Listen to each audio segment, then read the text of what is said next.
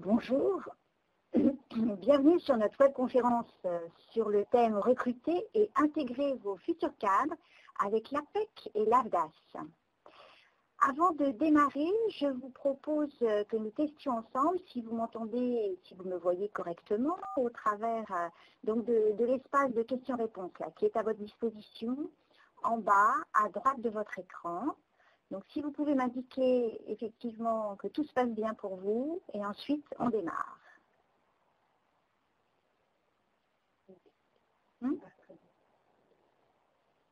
Parfait. Donc Sandrine Thieroy est aujourd'hui évidemment à mes côtés et va veiller à répondre à l'ensemble de vos questions par écrit. Je remercie Pierre Marzin d'avoir accepté de co-animer donc avec moi cette webconférence, sachant que nous allons l'organiser en 2 temps. Donc je vais passer rapidement la parole à Pierre Marzin qui va vous présenter donc les services et outils que l'APEC met à votre disposition dans le recrutement de vos futurs cadres. Et j'interviendrai dans un 2e temps pour ma part afin de vous parler des services et dispositifs de financement liés à la formation évidemment que l'ARDAS met à votre disposition pour l'intégration de vos nouveaux collaborateurs. Voilà, donc je passe sans attendre la parole à Pierre Marzin et je vous dis à tout à l'heure.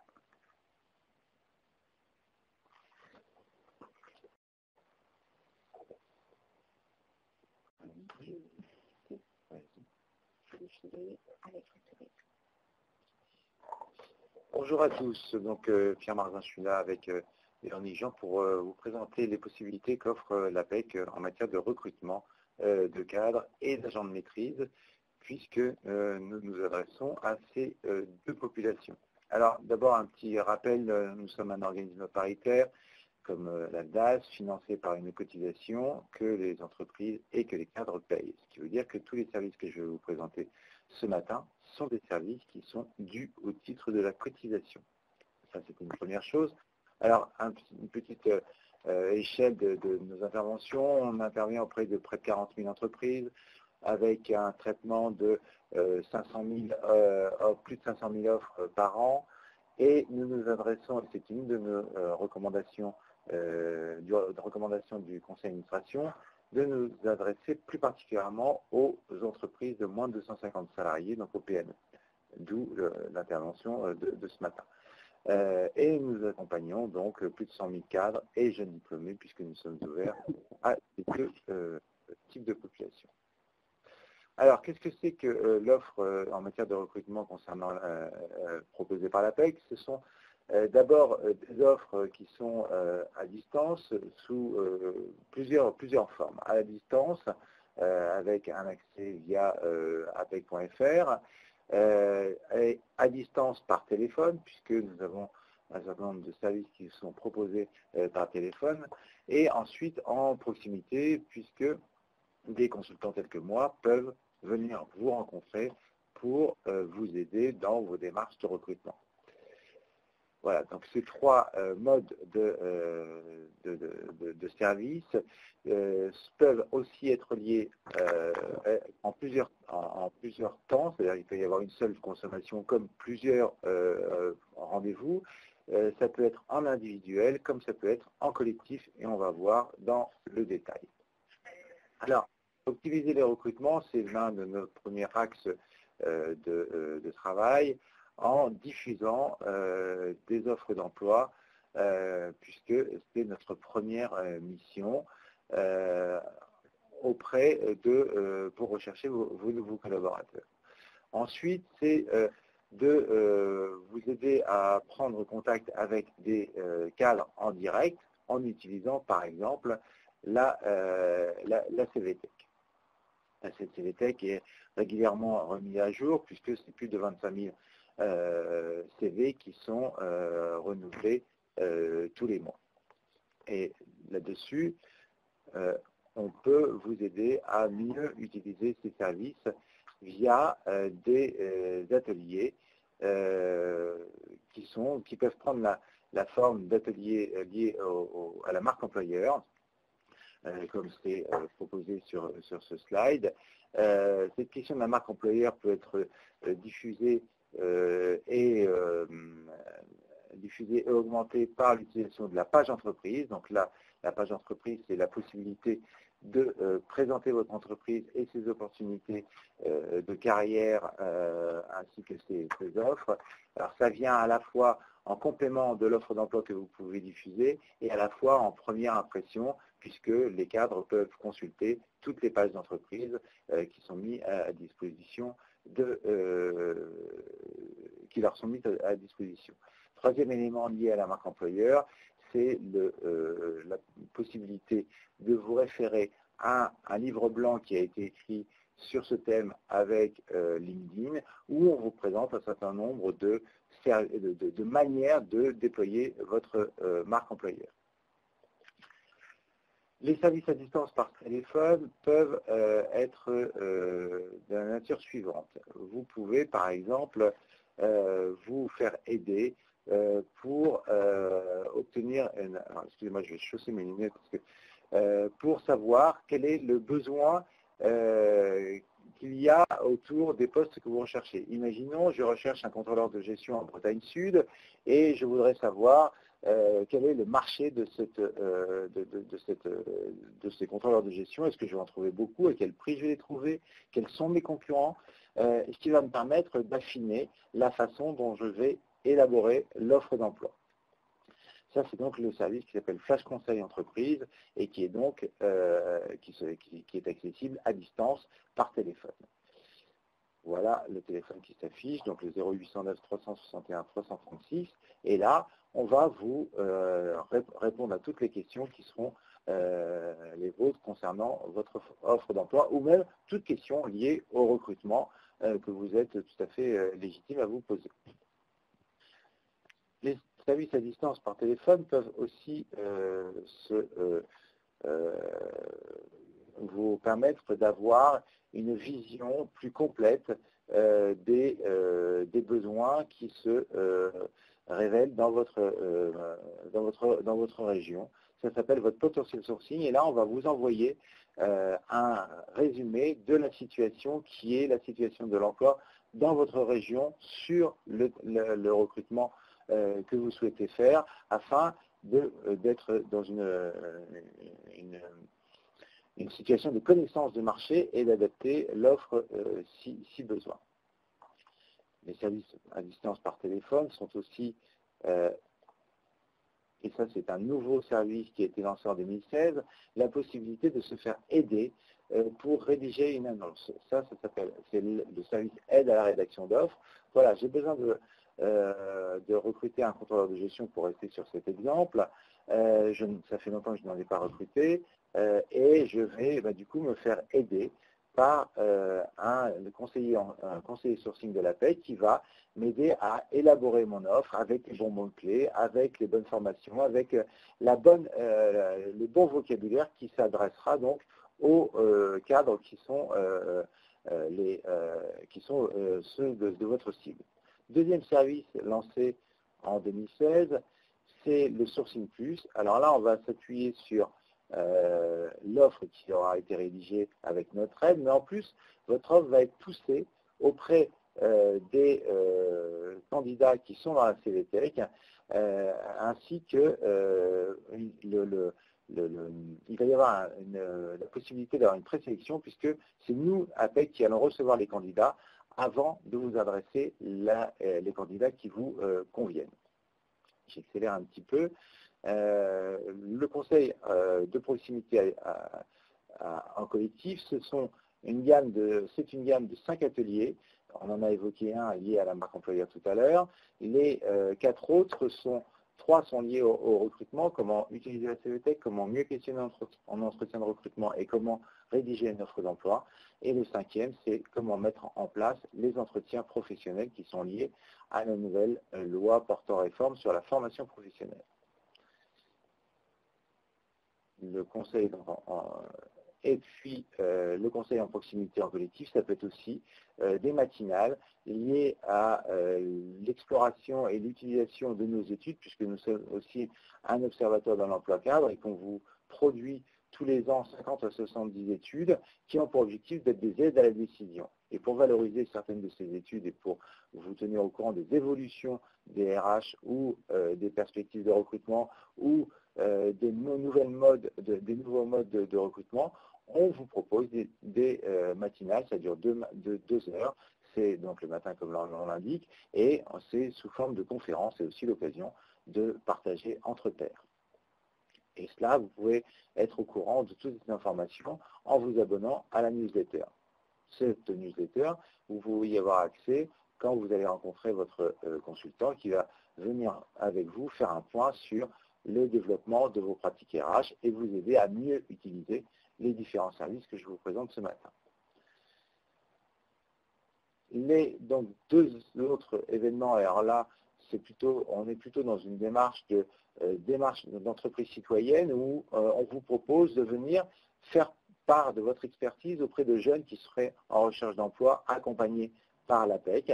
L'idée, c'est de les recevoir lors d'un événement. Alors, c'est à la fois l'occasion de présenter son entreprise et des opportunités professionnelles, mais aussi d'avoir un rôle citoyen auprès de ces jeunes pour les aider à mieux se présenter lors des entretiens de recrutement auxquels ils peuvent se rendre.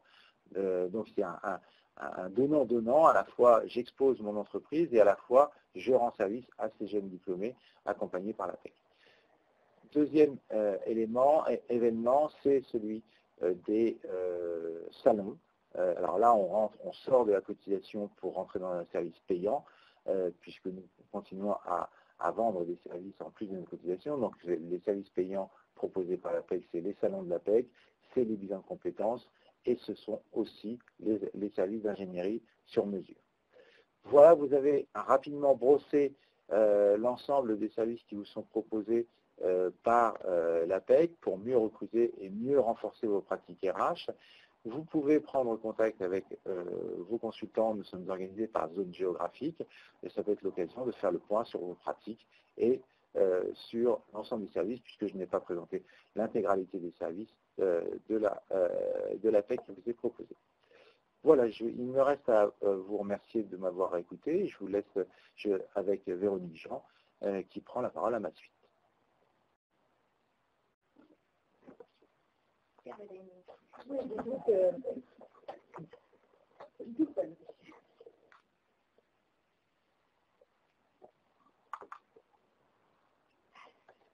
Merci Pierre pour cette intervention. Je reprends en effet la parole à mon tour afin de développer avec vous l'intégration de vos futurs collaborateurs en collaboration avec l'ADAS. Alors, intégrer un nouveau collaborateur, effectivement, ça sous-entend qu'on a un certain nombre d'objectifs que nous nous sommes fixés afin que tout se passe dans les meilleures conditions. Donc, vous allez chercher à ce que l'adaptation de ce nouveau salarié à son poste de travail et à l'entreprise se fasse dans les meilleures conditions. Alors, nous vous recommandons de veiller sur quelques étapes clés qui conditionnent évidemment le succès de cette intégration. Donc, il s'agit en amont, évidemment, de préparer l'arrivée du collaborateur, idéalement en désignant donc un référent vers lequel il pourra s'orienter dès son arrivée pour l'ensemble de ces questions. Il s'agit aussi évidemment d'organiser son accueil d'un point de vue purement matériel, un bureau, les outils dont il va avoir besoin, ainsi qu'identifier évidemment les besoins en compétences et l'accompagnement dont il va pouvoir bénéficier. Et effectivement, le développement des compétences passe par l'ADAS si vous le souhaitez. Comment? Eh bien, à partir de dispositifs de financement de la formation. Donc, nous allons ensemble aborder l'ensemble de ces dispositifs, à savoir la préparation opérationnelle à l'emploi individuel que je vais vous présenter, l'alternance qui peut être un outil de recrutement de nouveaux collaborateurs. Je vais vous parler de la formation en situation de travail pour laquelle nous sommes en plein pilote avec une dizaine d'entreprises qui vivent cette expérimentation actuellement. Je ferai un zoom sur le compte personnel de formation ainsi que la période de professionnalisation, qui sont deux outils de financement potentiels. Et puis évidemment, vous connaissez le plan de formation de votre entreprise, le plan de formation de branche ou conventionnel, et puis les versements volontaires sur lesquels nous pouvons imputer vos dépenses de formation liées à ces intégrations. Alors, passons sans attendre sur la POEI.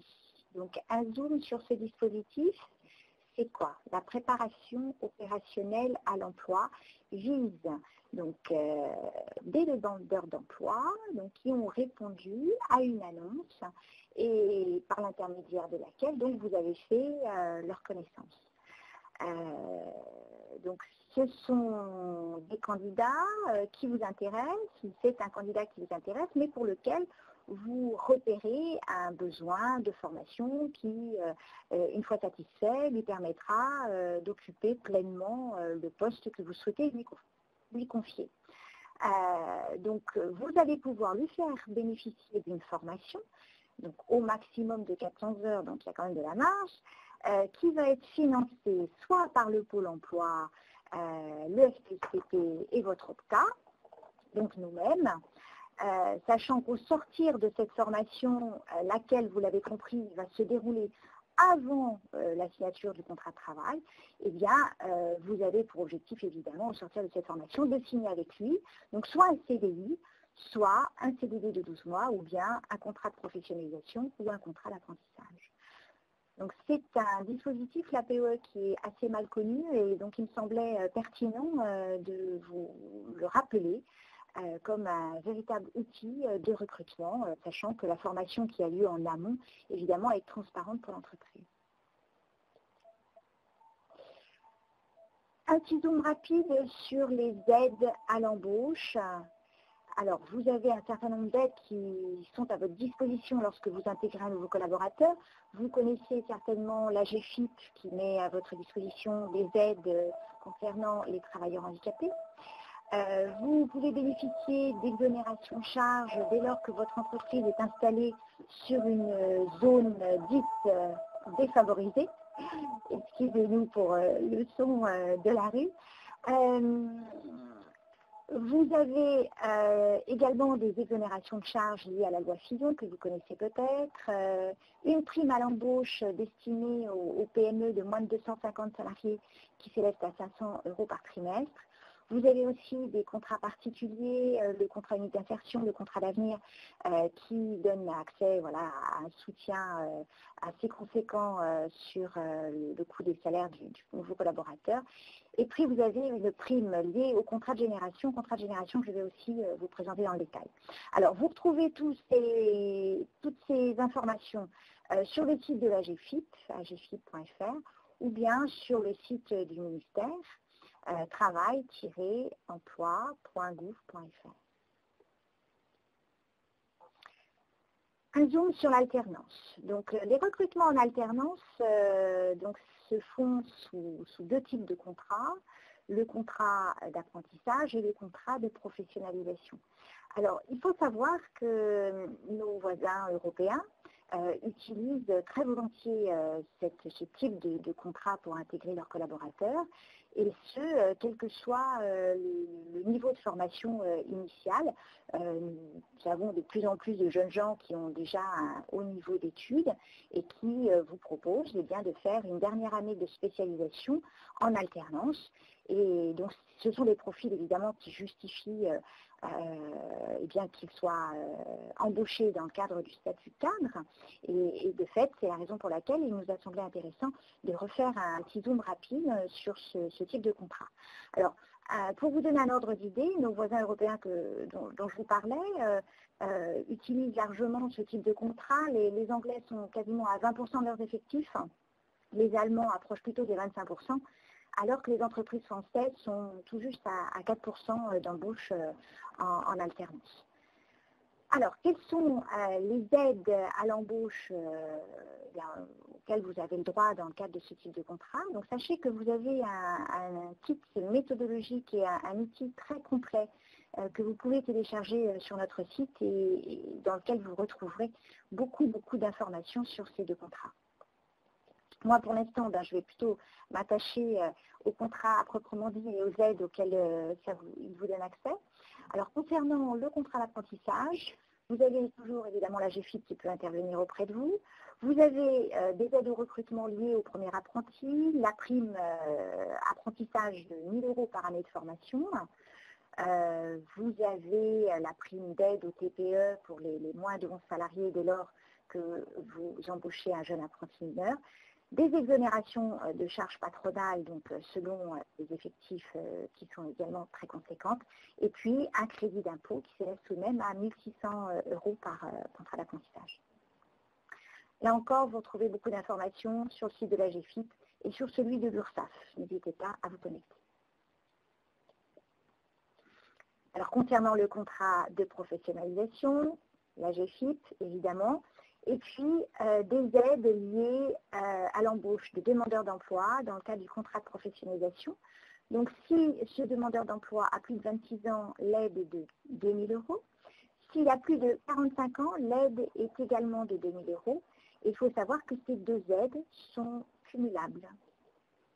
Vous avez aussi des exonérations de charges patronales de la loi Fillon, une aide, alors là, qui est versée par l'AFDAS et qui concerne la fonction tutorale, afin de vous aider à amortir le temps que le tuteur va passer à encadrer ce nouveau collaborateur en alternance.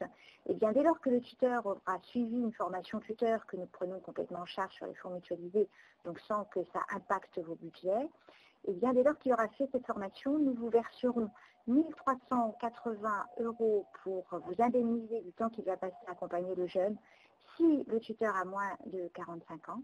Et cette aide sera de 2 070 € s'il a plus de 45 ans. Et enfin, toujours la prime à l'embauche pour les entreprises de moins de 250 salariés, qui peut aller jusqu'à 4 000 € au total pour une formation et un contrat qui dure au moins 2 ans. La valeur ajoutée de l'AFDAS sur ces deux types de contrats. Alors, vous pouvez obtenir de notre service recherche et développement un soutien particulier d'un chef de projet si vous avez besoin de construire un parcours de formation interne. Nous finançons la formation de votre tuteur en faisant appel donc, à des partenaires que nous avons sélectionnés sur le sujet. Nous vous aidons évidemment dans les formalités légales et administratives puisque vous nous adressez le contrat et derrière on s'occupe de toutes les démarches auprès du ministère du Travail et auprès des organismes de formation puisque nous allons vous proposer de mettre en place une subrogation de paiement qui va nous amener à financer directement les frais pédagogiques liés à la formation. Et enfin, sur le contrat d'apprentissage, donc nous sommes collecteurs de votre taxe d'apprentissage en tant qu'OCTA. Et de fait, ça nous amène à redistribuer cette taxe d'apprentissage vers l'école qui formera le jeune apprenti que vous embauchez.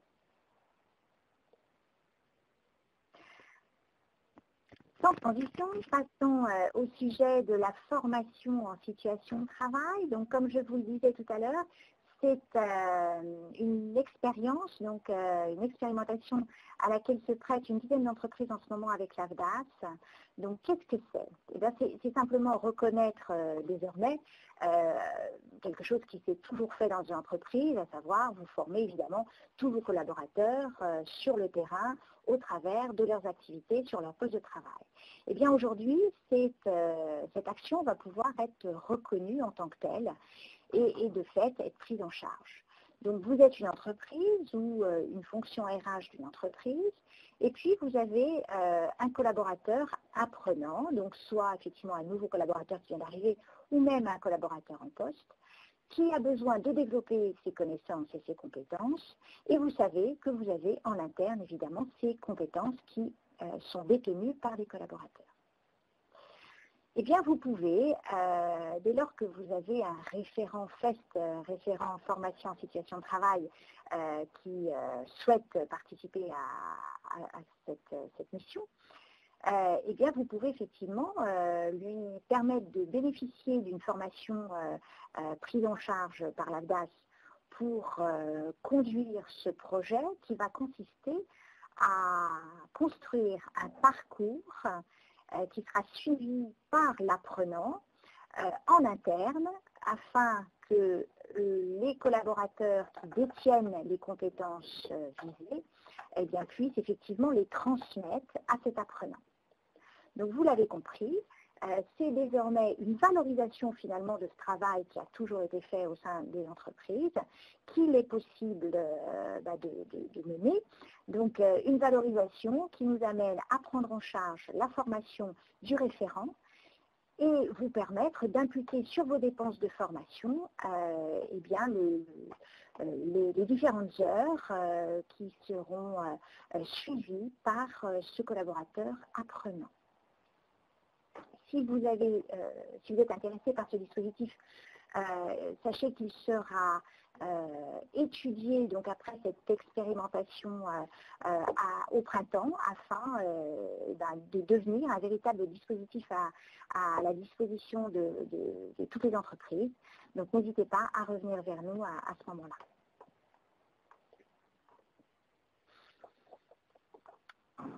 Je vous propose un zoom sur le contrat de génération. Alors, ce contrat de génération a pour objectif d'encourager l'emploi des jeunes et de maintenir dans l'emploi ou de recruter des seniors afin bien qu'ils transmettent leurs compétences et leur savoir-faire à ces jeunes gens. Les conditions d'accès. Donc, il faut que l'effectif de l'entreprise soit inférieur à 300 salariés. Que le jeune soit recruté en CDI et ait moins de 26 ans, et qu'il y ait donc soit le maintien, soit le recrutement d'un salarié de plus de 57 ans, qui doit être maintenu dans son poste au moins 3 ans, ou éventuellement moins si son départ à la retraite a lieu avant l'échéance des 3 ans. Alors, les aides de l'État sont conséquentes, puisque c'est 4 000 € par an pendant 3 ans, soit 12 000 € au total s'il y a simplement le recrutement d'un jeune de moins de 26 ans.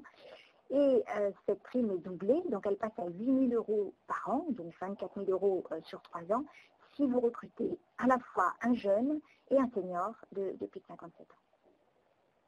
Donc vous avez beaucoup d'informations à votre disposition sur travail-emploi.gouv.fr.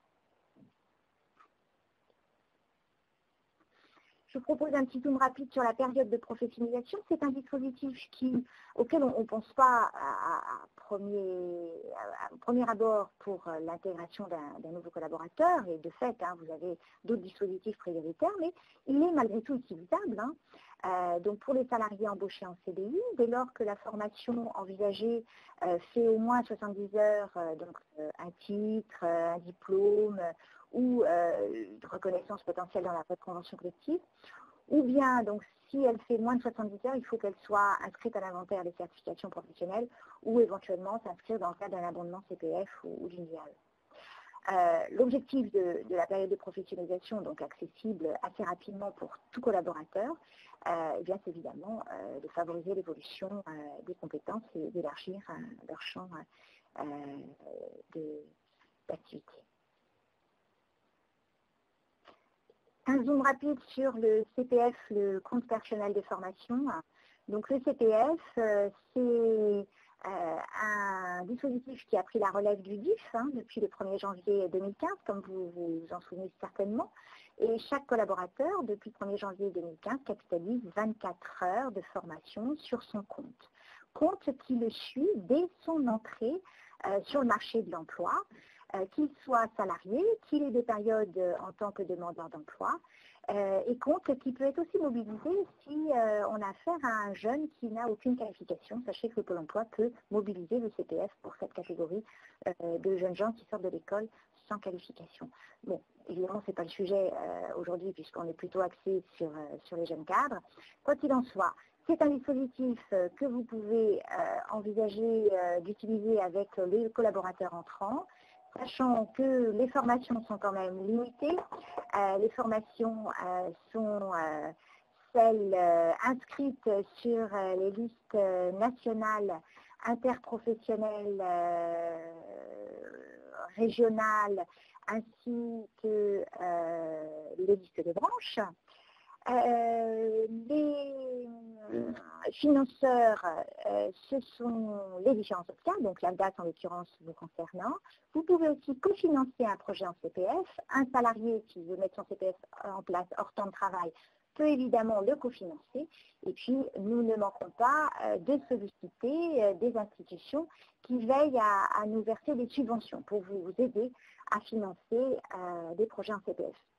Sachez qu'actuellement, nous disposons effectivement de subventions assez conséquentes sur le sujet.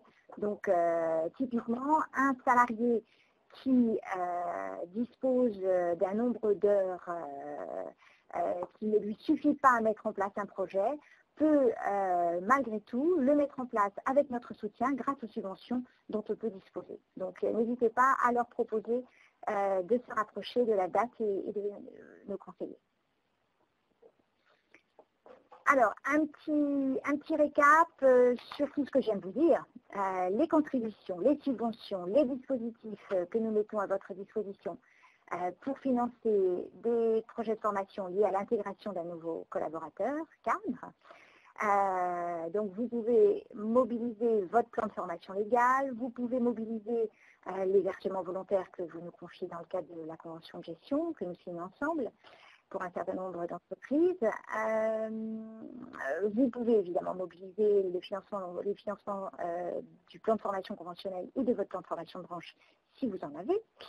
Le contrat de professionnalisation, je vous l'ai dit, la période de pro, la formation tuteur que nous prenons aussi sur cette enveloppe mutualisée, et puis les fonds du compte personnel de formation, sachant que toutes ces enveloppes sont actuellement abondées par des subventions. Nous voici arrivés à la fin de notre webconférence. On a à peu près tenu le timing. Merci beaucoup pour votre participation. Le calendrier des prochaines webconférences, le 18 octobre sur pourquoi et comment mettre en place un diagnostic en formation, et le 10 novembre sur la nouvelle offre de formation clé en main de la DAS ainsi que vos accords de branche. Donc n'hésitez pas à nous rejoindre et à venir nous poser toutes vos questions. Je vous rappelle que l'AFDAS est votre partenaire sur toute la France et depuis peu également à La Réunion, puisque nous avons ouvert une délégation régionale sur l'île de La Réunion. Merci beaucoup pour votre participation. Rejoignez-nous sur afdas.com et sur lapec.fr. Un dernier petit point que je souhaite vous soumettre, le sondage. Voyons voir, qui n'a pas l'air d'apparaître comme prévu. Ah ben si, le voilà. Donc merci de vous prêter à ce petit exercice qui nous permet toujours évidemment de mesurer votre niveau de satisfaction. Merci encore et très bientôt.